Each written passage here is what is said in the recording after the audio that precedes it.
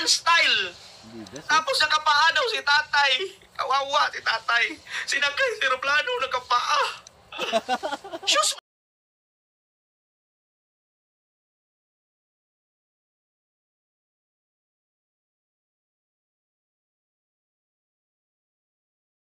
Yan, magandang araw sa inyong lahat at syempre bagong lahat magpapasalamat tayo sa ating mga subscriber dyan na walang sawang nanonood sa ating YouTube channel. Ito po ang Frank React. Yan, maraming salamat po sa nanonood at mga sumusuporta sa atin. At syempre ngayong araw na ito, mapapanood natin si Kent Garcia na kung saan ay matatawa na naman tayo sa kanyang mga reaction dito. Tungkol ito sa mga joint account ng mga tiwaling politiko sa gobyerno, lalong-lalo si Digong na kung saan ay nakakulong dyan sa The Hague. Nako po, ang laki pala ng pera na naitago nila sa kanilang bank account, na joint account nito ni Sara Lustay, na galing sa drugs. Yan, at ito po ay galing po ito sa mga balita, hindi po ito fake news dahil nga binabalita na rin ito mismo ni Kent Garcia. At syempre, bago tayo mag-umpisa, please po, suportahan nyo naman ang ating channel dito. Syempre kayong kay Kent Garcia. Suportahan nyo po. Paki-comment kayo dyan, like at subscribe sa ating YouTube channel. Ito na, huwag na nating patatagalin. Ito na nga, panoorin natin. Ayan. Mga kababayan, bukod dyan, dito tayo ngayon. Ito mga kababayan, natahimik na ang buhay ni Digonggong sa Dahig. Pero pakiramdam ko mga kababayan, parang guguluhin na naman ito ng Quad Committee hearing. Mga kababayan, actually natawa ako, itong si SP hindi alam ang trabaho niya. Ganyan talaga pag laging lasing. Pag laging lasing, lutang. Pag lutang, bangag, lasing, yun. Ito mga kababayan, magandang balita ito. Alam nyo ba, mga kababayan, ipaparating ko sa inyo investigasyon versus Duterte at Bongo. Naku, nanahimik na si Digong doon. May panibago na naman ito. Ano nga ba ito? House box call to prove Duterte go over drug pogo links. Ito na. Actually, mga kababayan, iimbestigahan ng Quad Committee hearing si Bongo at si Bato. Si Bato, si Duterte at si Bongo. Bakit? Itong kay Duterte about sa drugs. Pinagtibay ng Kamara ang rekomendasyong imbestigahan ang sinasabing joint bank account ng mag-amang sina Vice President Sara Duterte at dating Pangulong Rodrigo Duterte. Sa report ng Quad Committee, inirekomenda sa Anti-Money Laundering Council na imbestigahan ang joint account ng mag-amang Duterte na pinaniniwala ang nakatanggap ng pera mula sa kalakalan ng illegal na droga. Patay kang bata ka. Nako, mga kababayan, narinig nyo po. Kung hindi man nakakalkal sa impeachment, itong... Nako po, grabe Narinig nyo? Pera galing sa drugs ang kanilang nakatago dyan sa bank account, At talagang meron pala talaga silang mga tinatagong lihim sa ating bayan. Itong mga Duterte. Nako, itong mag-amang Duterte talaga, baka hindi lang yan sila. Siyempre, buong sila, yung mga may katungkulang mga Duterte, siyempre, hindi naman pwedeng dalawa lang sila dyan. Di ba?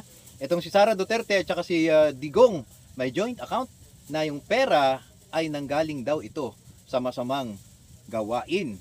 Papakinggan natin ulit para naman para mas maganda kung mapapakinggan natin uli. Yan na imbestigahan ang joint account ng mag-amang Duterte na pinaniniwala ang nakatanggap ng pera mula sa kalakalan ng illegal na droga. Patay kang bata ka. Nako, mga kababayan, narinig nyo po.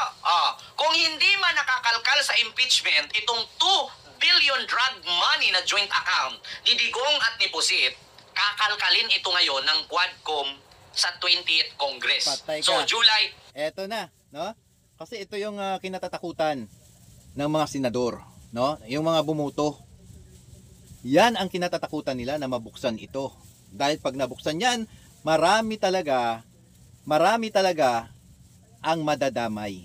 Totoo talaga yan. Marami ang madadamay dito, kaya ayaw nilang pabubuksan o di kaya dinidelay nila yan. Kaya nga, kung pwede nga lang i-dismiss na ang kaso, di ba? Etong si Bato, sila ni Bongo, gusto nilang ipa-dismiss yan. Dahil mabubuksan talaga ang lahat ng mga katangahan, kabubuhan at mga masasamang gawain ng mga Duterte. Kaya handa na kayo pag ito po ay nabuksan na sa Quadcom, mapapahiya talaga itong mga bumuto rito sa impeachment na i-delay ito, iparimand ang article. Kasi nga siguro sa tingin ko yung iba dyan nakatanggap eh. Tingin ko lang nakatanggap. Nakatanggap talaga. Oh. July, na. August, kakalkalin na ito. Ayun, Nako, mga kababayan, abangan po natin yan. Sabi nga ni Senator Antonio Trillanes, maghanda-handa na kayo. Ayun, Magimbal po talaga kayo. Ngayon ninyo tanungin, mga kababayan, fake news ba? Si Antonio Trillanes na Ayan, fourth Ayan, or si Digong? Patay na. Kung lahat ng aligasyon ni Trillanes ay fake news, bakit walang aksyon ang mga Duterte kay Trillanes? At ito na nga ang balita ng DZMM Teleradyo ng ABS-CBN. Nais paimbestigahan ng Quadcom ng Kongreso ang joint account na 2 billion drug money di kalaki. umano ni Digong at ni Sara sa Quad Committee hearing. 2 billion.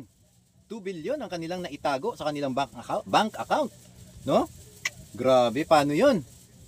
Talagang pagka meron talagang pera dyan sa bangko na yan, bank account na yan, sigurado hindi rin nila mapapakinabangan.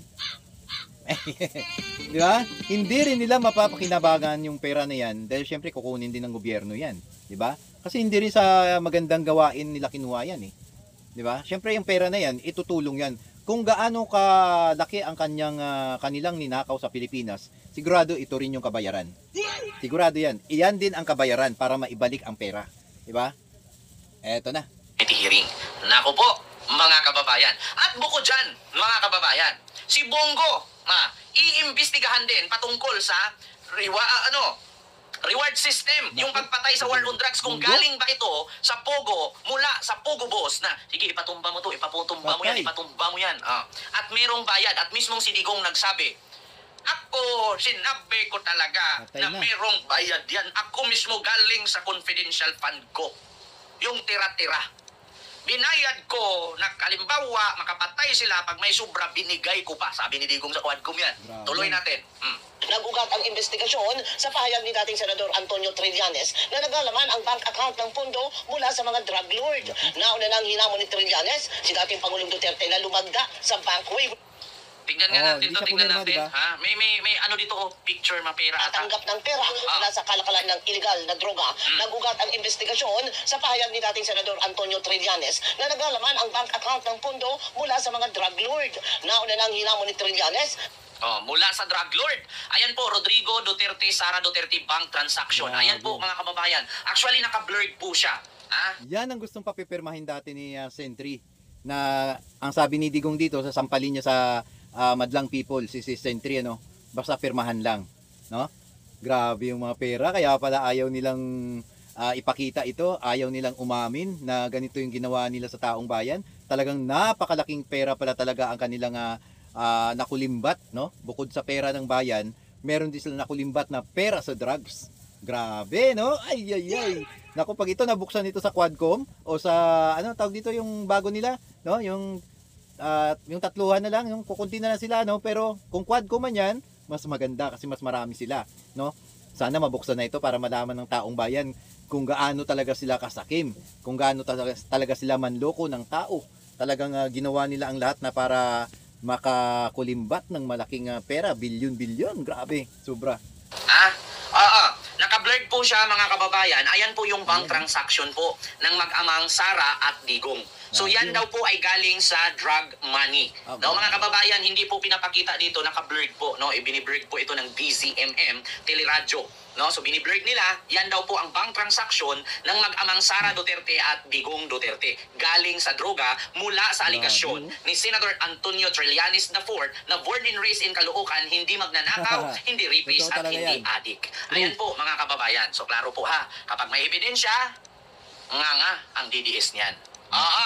So ito na, mga kababayan, continue. dating Pangulong Duterte na lumagda sa bank waiver para patunayan ang akusasyong inilipat ng drug lord na si Sammy Uy ang mahigit 2 bilyong piso sa bank account ng pamilya Duterte noong 2007 hanggang 2015. 2007 hanggang 2015, 2 billion Tagal, no? Tagal. pesos. 2 billion. 2 billion pesos. Sabi ni Wisely 12, Matthew 12, iyan ang tinatakpan ng senador na Go at Bato at Robin Aimitot. Yung 2 billion. Naku, patay na. Iyan yung kinakatakutan nila, Ayan Ma'am na. Tita Madel. Yan din ang sabi ni Luke Espiritu na Sa Quadcom, hindi na sila talaga makakaligtas dyan. dahil ilalabas lahat yan, no? Itong Bongo, Bato, si Aimee at si Robin dyan, mapapahiya ito, no? Mapapahiya ito. Paano kung halimbawa may kumanta dyan at isa sa kanila dyan ay kasabwat o nakatanggap ng pera na yan? Naku po, nakakahiya kayo mga senador. Nakakahiya kayo. Na hindi akwital ang habol ng mga Duterte sa impeachment. Ang habol nila dyan na hindi Nakalkal. malaman ng taong bayan ang koneksyon nila sa sindikato. Naku. Nako. Tuloy. Rekomendaring investigahan malaking gulo to. ang sinasabing koneksyon ni Senador Bongo sa illegal na pogo. Nako. Sunod ito ng test Si Bongo. Iimbestigahan din daw ang koneksyon sa Pogo. Nako. Damay-damay na to, mga kababayans. Nasabi ko. Bongo, iimbestigahan sa illegal na Pogo. Nako. Diyos mio, Marimar. Eto na. Anak ka ni Jesus. Hindi ko alam sinong kumadron. niya ni Police Colonel Jovi Espenido hinggil sa quota at reward system sa pagpapatupad ng war on drugs. Si Joby Espinido, yan po yung nagpatay kay Mayor Aldong Paruhinog na hinagisan niya ng granada at sumabog at namatay si Aldong Paruhinog na mayor ng Osamis. At mismong si Espinido ang nagsabi na may reward system na kapag ilan ang napatay, may makuha ka. Ayan, Oo, totoo 5,000 yan, live totoo viewers, like po tayo, ay pantay po Totoo yan, natin ano? yung at. Kasi nung time ni Digong talaga, no? Kung ang time ni Digong, kung ilan yung napaslang, may reward. May reward, no? Talagang 'yun ang ano niya. Ibig sabihin, kahit na wala kang kasalanan, pwede kang paslangin, naglalakad ka lang sa kalsada, hulihin ka, maya-maya mabalitaan na lang, wala ka na, 'di ba? O, para kumita sila, no? Para dumami yung pera nilang kita, no? Yung mga kabataan diyan na naglalakad sa gabi, no, na wala namang ginagawa, huhulihin nila. Tapos kinabukasan, paslangin na 'yan para kumita na sila. Lalagyan ng mga kung ano ng mga tanim, no? Kaya pera-pera din, syempre, no? Kasi ang laki ng na ano nila sa sa bank account nila na pera sa drugs. Kaya madali lang magbayad 'yon. 'Di ba? Grabe ano? Yan ang sabi ko, front lang 'to, yung EJK nila, no? Parang negosyo 'yan eh. Parang negosyo, tao. Kung ilan na paslang mo, babayaran ka. Tapos ngayon magbebenta sila ng drugs, para kumita sila. 'Di ba? Bibenta nila diyan kung sinong mahuli, kinabukasan ipapaslangin, makikita sa balita, wala na, no? Siyempre, another kinabukasan ulit, huli na naman sila ulit. Parang hayop lang, 'di ba? No? Huhuli nila tapos kinabukasan nasa balita na wala na ganito, no? Paslang ng paslang hanggat sa dumami ng dumami. Kasi nga nagnenegosyo sila, no? Pera-pera umiikot dahil sa drugs nga, 'di ba? May mga sindikato. Galing, no? Yung ating wait lang. like. Kay Digong din yung puting ban. Sa kanya din yon, yung binabalita na nangingidnap ng bata. Tapos, syempre, kikidnapin yung bata, hindi na makakabalik. Yun, no? Yun pa yung isa doon, no? Sa kanila din yan, yung puting ban na yan ng balita noon, no? Balita noon yan. Ba't ngayon wala naman? Eto na, mga kababayan. Nako po, eto na nga, isang pulis na binulgar na mayroon palang reward system. Pag ilan ang napatay, may bayad ka. Totoo Ayon kay yan. Espenido, pinadadaan sa senador ang perang ginagamit sa reward system na sinasabing pinopondohan ng mga pogo. Wow. Ito yung binulgar dati ni Garma, mga kababayan, na si alias Muking. Di ba? Bago ito mapunta sa pulis, si alias Muking ang may bit-bit, dumaan kay Bongo, papunta sa reward system, papunta sa mga pulis. Di ba? Naalala nyo si alias Muking? Yung sa Quadcom na umiiyak-iyak si Garma. Sino ba yun si alias Muking? Nako, mga kababayan. At sino nga ba? Ang tauhan, kaninong tauhan si Muking? Kay Bongo daw. Sabi ni Garma yan sa Quadcom hearing yan nako, Muking, kumusta ka na, Muking? Na-miss mo ba si Bongo, Muking? Ang inirekomenda ng Quad Committee na kasuhan ng crimes against humanity si dating Pangulong Duterte at Senador Ronald Bato de la Rosa, gayon din ang mga dating PNP chief na sina Oscar Albayalde at Debold Sinas dahil sa sinasabing patayan sa war on drugs. Nako, mga kababayan, narinig nyo naman. Hindi po tayo gumagawa ng kwento. Hindi din po tayo gumagawa ng imbentong salita, kundi galing sa balita. No? Reward system sa war on drugs, alam ni Bongo, kay dumaan daw kay Bongo. Iimbestigahan daw ngayon ng Senado. Ito namang joint bank account ni Digong at ni Sara, iimbestigahan ng Senado. Kawawa si Tatay Digong. Sinakay sa eroplano na kapaa. Pag-sure di ang Bongo, kawawa si Tatay.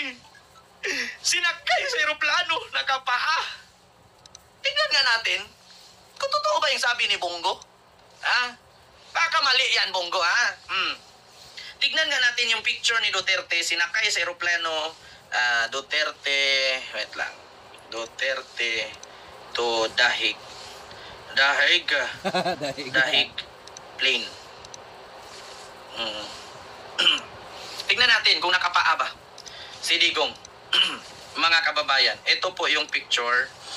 Wait lang, image muna, image. Nakapaa ba talaga si Digong? Alam nyo, minsan, Bongo, napakasinungaling mo talaga. Paano mo sinabi, Bongo, na nakapaa si Digong? Ano yan? Nakapaa ba yan? Ay, na sapatos susuot. Ano yung sinasabi? Kawawa si tatay. Sinakay sa aeroplano, kinidnap, nakapaa lang. Grabing paa yan. Ayun, oh. Sapatos yun, oh. Ano, malabo na yung paningin mo, Bongo. Paano pa yung malasakit center mo niyan? Sinungaling si Bongo. Yeah? Ganda pa nga ng D4. Kakawag si tatay. Naka D4 nga eh. Sinakay sa aeroplano, nakapaa lang. Nakapaa. Nakapaa. Oo, sapatos oh. Paa ba yan? Sapatos Adidas man yan, no? Na Japan made. Style Japan style na Adidas yan, no? Paano mo nasabing nakapaa? Nakarilo pa nga ng Tikno Marin. Rilo ni Willie Rebillame, ha? Tikno Marin. Ay, hindi Tikno Marin, ha? Ano to? Rolex. Rolex yan. Kublot ba yan? Kublot? Yan, tingnan mo. Adidas, Japan style.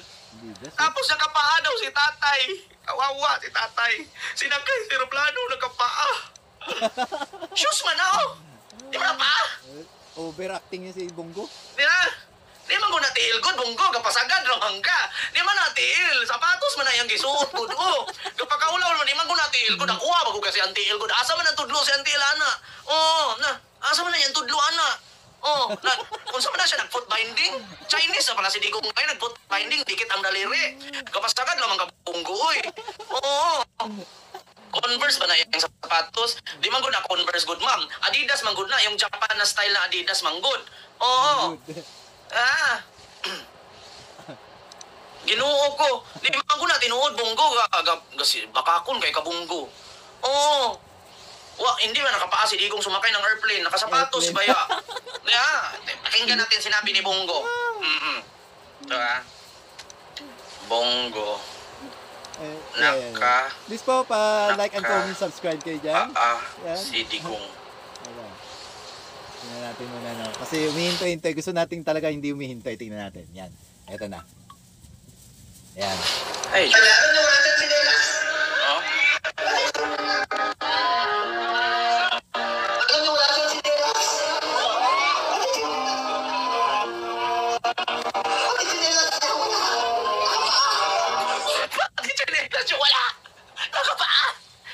Ano daw? Ano natin ulit? Ang galing mo! Paano chinelas siya? Wala! Nakapaa! Sinungaling? Putangin na! Nakapaa daw! Kumukha ng sintas yan.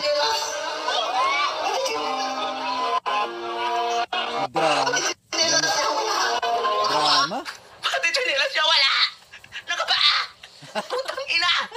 Apakasinungaling ninyo! Pangit! Diyos mio! Ang gagaling ninyo magsinungaling! Ngayon mga DDS, putang ina ninyo! Ngayon ninyo sabihin, ako na naman mali! Kasi napapansin ko na sinungaling si Bongo! Na si Digong, pumunta ng dahig, nakapaa! Ano yan? Sapatos eh. Chinilaste? Sapatose? Paahe? Pumunta ng dahig! Nakapaa! Grabing paawa effect, no? Mga artistahin. Nakapaa! Ito po, Tangina, parang ayaw ko na maniwala sa mga senador sa ating bansa. Lahat mga sinungaling. Hindi lang sinungaling, drama, aktor pa, no? Aktor pa talaga, no? Daig pa yung mga magagaling na aktor talaga, no? On the spot, talagang umarte si Bongo. Grabe yung simpatyang makukuha mo dyan, Bongo, no? Pero sa totoo talaga, deep inside, grabing kasinungalingan itong ginawa ni Bongo sa madlang people. Grabe, no? Sinungaling.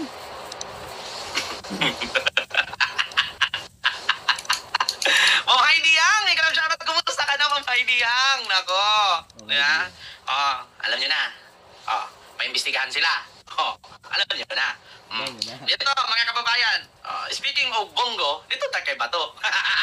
Ayan na, no?